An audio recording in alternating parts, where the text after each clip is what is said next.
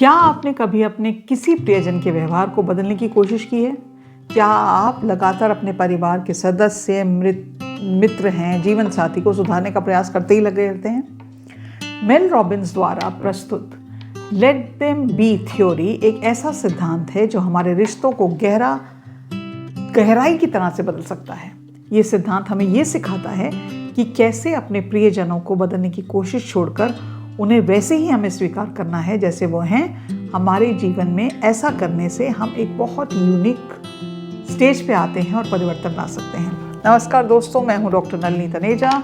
एक मेंटर हूँ, एक कोच हूँ, एक साइकोथेरेपिस्ट हूँ, कंटेंट क्रिएटर हूँ और उम्मीद रखती हूँ कि मैं जो भी कंटेंट आपके साथ शेयर करूँ वो आपकी ज़िंदगी को बेहतर बना सके। इससे पहले हम आगे बढ़ें, मैं 2 अनाउंसमेंट्स करना चाहती हूँ। पहली बात तो ये है कि मेरे पास बहुत सारे मैसेजेस आते हैं काउंसलिंग करने के लिए। अगर आप काउंसलिंग लेना चाहते हैं तो आप 8106064015 पे मैसेज कर सकते हैं अगर आपको कोई भी इश्यूज़ हो रहे हैं लाइफ के अंदर, जो मैं चाहती हूँ आपको ना हो। और दूसरी बात यह है कि मेरा कोर्स जल्दी लॉन्च हो रहा है और उसके कनेक्टेड एक वेबिनार लॉन्च हो रहा है जिसके बारे में आपको इन्फॉर्मेशन दूंगी, लेकिन मैं आपको एक हेड्स अप देना चाहती हूँ अपने परिवार को, एक्सटेंडेड फैमिली, मेरी यूट्यूब फैमिली। तो ये लेट देम बी थ्योरी चीज़ क्या है?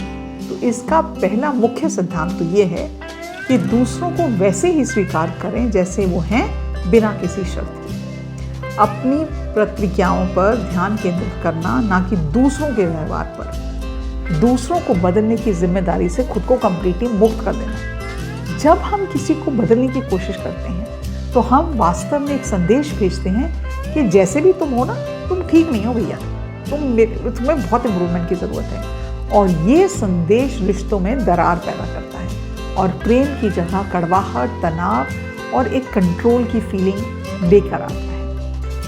क्यों हम दूसरों को बदलना चाहते हैं? हम अक्सर दूसरों को इसलिए बदलने की कोशिश करते हैं क्योंकि हम इस कई कारणों की वजह से बदलने की कोशिश करते हैं, लेकिन पहला कारण तो ये है कि हमें ये डर लगता है कि अगर वो ये नहीं बदले तो उनके व्यवहार का हमारे जीवन पर नेगेटिव असर पड़ेगा। दूसरा, हम दूसरों को कंट्रोल करना चाहते हैं कि भैया मेरी ईगो इतनी बड़ी है, आपको मेरे जैसा बनना पड़ेगा।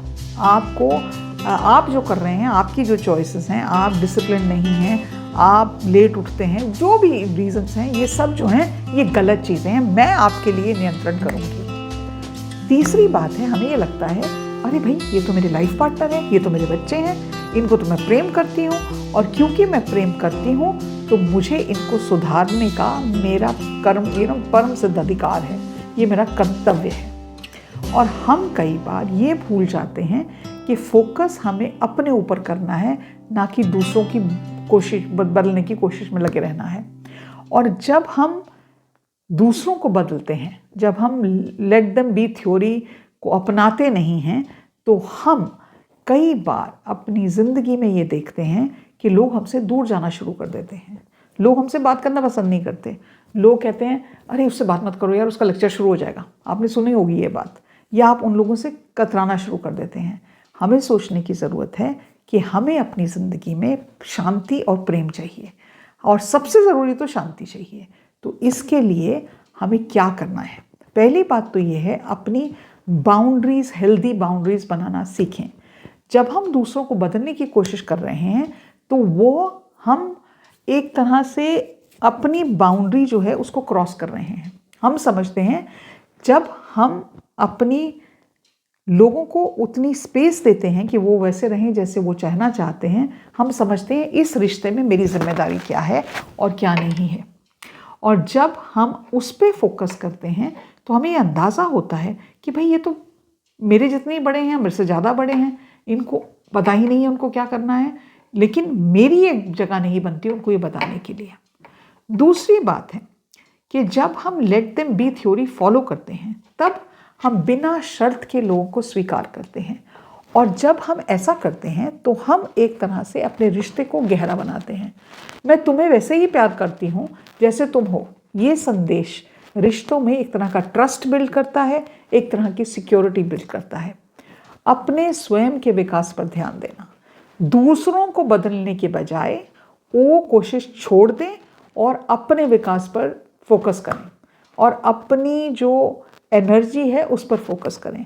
हमें अपने व्यवहार, विचारों और भावनाओं को बेहतर करने पे काम करना चाहिए, बल्कि ये नहीं कि अपनी एनर्जी हम उन लोगों पे वेस्ट करें जो पहली बात तो हमारी बात सुनेंगे नहीं, दूसरी बात आप बोलेंगे तो उनको लगेगा कि भैया हमारा तो टॉर्चर हो रहा है। आप जितने भी अच्छे इंटेंशन से लोगों की हेल्प करने की कोशिश करें, लेकिन अगर आप उनको टोकेंगे या रोकेंगे, वो उस इंटेंशन को कभी नहीं समझेंगे। ये मेरा काउंसलिंग एक्सपीरियंस है 15 साल का। और दूसरी बात यह है कि जब आप लोगों को टोकेंगे नहीं, आपकी ज़िंदगी में तनाव कम होगा, आपकी ज़िंदगी में थकान कम महसूस होगी, आपको निराशा कम होगी, क्योंकि आप जब ये जिम्मेदारी छोड़ देते हैं, आपके जीवन में शांति और संतुष्टि बढ़ती है। और इसका जो मूल्य है ज़िंदगी में, शांति और संतुष्टि का, वो तो आप नाप ही नहीं सकते। तो अब आप ये लेट देम थ्योरी को कैसे अपनी ज़िंदगी में लागू कर सकते हैं? तो पहली बात तो ये है, आप इस बात पे फोकस करें कि आप किस तरह के बिहेवियर से परेशान होते हैं, और उसको चेंज करने के बजाय आप ये सोचें कि मैं अपनी लाइफ में ऐसा कौन सा बिहेवियर है जिससे मैं बहुत परेशान हूँ, और आप उस पर फोकस करें। That is what you need to do. दूसरी बात, बदलाव और स्वीकृति के बीच में अंतर समझें। दूसरों को स्वीकार करना उनके बुरे व्यवहार को सहन करना नहीं है। आप किसी व्यक्ति को स्वीकार कर सकते हैं, लेकिन फिर भी आप स्वस्थ सीमाएं बना सकते हैं। आप अपने बच्चों को ये कह सकते हैं, this kind of behaviour will not be tolerated, क्योंकि वो आपकी जिम्मेदारी है। लेकिन उनको ये समझाना आपकी जिम्मेदारी है, और कुछ हद तक कोशिश करना, जब तक वो 18 साल के नहीं हो जाते, आपका कर्तव्य बनता है अपने बच्चों को, क्योंकि बच्चों को इतनी अकल ही नहीं होती। लेकिन आपको ये एक्सेप्ट करना पड़ेगा कि आपका बच्चा मैथ्स में अच्छा नहीं है, उसको आप बदल नहीं सकते। आप उसको एक्सेप्ट कर सकते हैं और उसको कुछ हद तक पुश कर सकते हैं, but beyond a certain point आपको वो स्वीकार करना ही पड़ेगा। एक और बात, मेल रॉबिन्स बात करती है 5 सेकेंड रूल। कहती है जब भी आप किसी को सुधारने की कोशिश कर रहे हैं ना, तो आप 5 सेकेंड का रूल का उपयोग करें। 5 से 1 तक की गिनती करें और फिर रुक जाएं। ये आपकी अपनी प्रतिक्रिया पर विचार करने का समय देता है।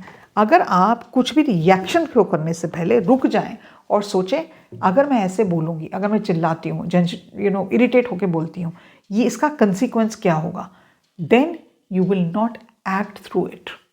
एक और चीज़, प्रश्न पूछना सीखें, आस्क क्वेश्चंस। किसी को बताने के बजाय ये करें कि उसको वो सोचने से मदद मिले अपने बिहेवियर को चेंज करने के लिए। अगर आप इसको किसी से कहते हैं, चिल्लाने के बजाय आप इसे कहते हैं कि आप जो ये कर रहे हैं, आपको लगता है कि आपका इसका कोई और ऑप्शन हो सकता है, आप इस चीज़ को किसी और तरह से हैंडल कर सकते हैं।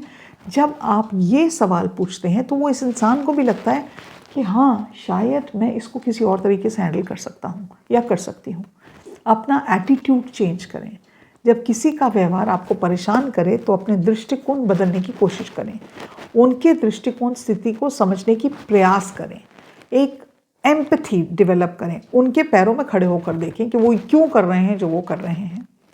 और जब आप ऐसा करेंगे तो आप ये रियलाइज़ करेंगे कि आप शायद समझ ही नहीं पा रहे थे उनका ये बिहेवियर ऐसा क्यों है। आप तो उनको जज कर रहे थे, आप तो कमेंट कर रहे थे, बट यू नेवर अंडरस्टूड कि उनके इस बिहेवियर के पीछे कारण क्या है।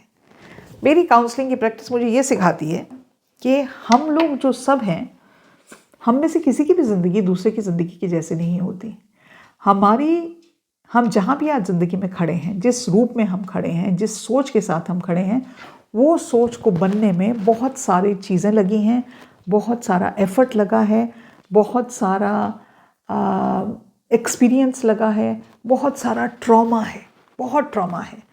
हम जो लोग जैसे बिहेव करते हैं, कई लोगों को गुस्सा आता है बहुत ज़्यादा, कई लोग बेइज्जती कर देते हैं, कई लोग को समझ में नहीं आता बात कैसे करनी है, कई लोग डिसिप्लिन नहीं रख पाते, कई लोग हर चीज़ में हर जगह पे लेट होते हैं। ये जो सब चीज़ें हमें दिखती हैं ना, ऊपरी तौर पे दिखती हैं, ये तो ऐसे ही करते हैं, लेकिन उसके पीछे के कारण बहुत गहरे होते हैं। उसके पीछे के कारण बहुत सारा ट्रॉमा होता है, उसके पीछे का कारण बहुत गहराई से चोट लगी हुई होती है लोगों को। अगर हम वो पर्दे के पीछे देखने की कोशिश करें तो हमें लगेगा हर इंसान एक ही चीज़ की तलाश कर रहा है। हर इंसान एक्सेप्टेंस, हर इंसान ये चाहता है कि मुझे देखो। हर इंसान इसी चीज़ में लगा हुआ है कि मुझे प्यार करो, मुझे पसंद करो, मुझे देखो, मैं हूँ, मैं यहाँ पे हूँ। लेकिन जब उनको कोई देख नहीं रहा, जब उनको कोई समझ नहीं रहा, तो वो और उनमें कड़वाहट बढ़ जाती है और वो और दुखी होते हैं। तो हमारी जिम्मेदारी ये है कि जहाँ तक हो सके हम लोगों के उस एक्सटीरियर के पीछे देखने की कोशिश करें कि वो क्यों कर रहे हैं जो वो कर रहे हैं, और उन्हें वैसे ही एक्सेप्ट करें। तो लेट देम थ्योरी का जो सिद्धांत है वो एक ऐसा सिद्धांत है जो हमारे रिश्तों में क्रांतिकारी बदलाव ला सकता है। ये अगर हम सोचें कि हमें इंसान को टोटलिटी में देखना है तो हम प्रेम की तरफ अग्रसर होते हैं, शांति का मार्ग हमें दिखता है। आज ही इस सिद्धांत को अपनाएं और अपना कर देखें कि आपकी ज़िंदगी और आपके रिश्तों में, आपकी मानसिक स्थिति में कैसे बहुत पॉजिटिव असर इस चीज़ का हो सकता है। मैं उम्मीद रखती हूँ आप इसको बहुत सीरियसली लेंगे, क्योंकि कौन नहीं चाहता अपनी ज़िंदगी में थोड़ी सी ज़्यादा शांति, कौन नहीं चाहता अपनी ज़िंदगी में थोड़ी सी खुशी। और कमेंट्स में लिख के भेजिएगा कि आपने कुछ इसमें से टिप्स प्रैक्टिस की तो आपका क्या अनुभव रहा। मैं हमेशा ये चाहती हूँ, और मेरी काउंसलिंग प्रैक्टिस में 80% जो केसेस आते हैं वो रिलेशनशिप काउंसलिंग को लेके आते हैं, चाहे वो हस्बैंड वाइफ में हो, बच्चों में और माता पिता में हो, इन लॉज के साथ को लेकर हो। और मुझे कई बार लगता है कि इसका जो सॉल्यूशन है वो इस चीज़ में छिपा हुआ है कि मे बी हमें अपनी सीमाएं बांधनी चाहिए और दूसरों की तरफ अपना नज़रिया बदलने की ज़रूरत है। और ये लेट देम थ्योरी बिल्कुल वही राह दिखाती है। आज के लिए इतना ही। नमस्कार।